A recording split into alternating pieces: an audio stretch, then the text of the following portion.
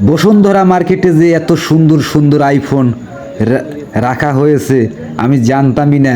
না আসলে আমি কখনোই বসুন্ধরা মার্কেটে আমি কেনাকাটা এর আগে কখনোই করিনি।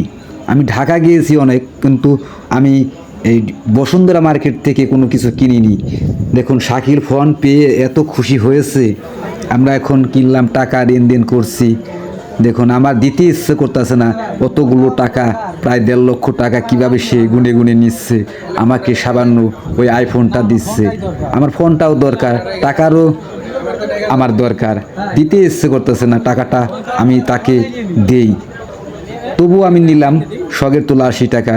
আমার আইফোনটাই দরকার। টাকা আজ থাকবে কাল থাকবে না। আমরা এখন ফোন কিনলাম, বাড়ির দিকে রওনা হব।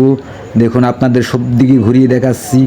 আমরা এখন কিন্তু লিফটে নামছি, আমরা কিন্তু ভয় করছে। দেখুন ওই যে আমাকে কিন্তু ভয় করছে।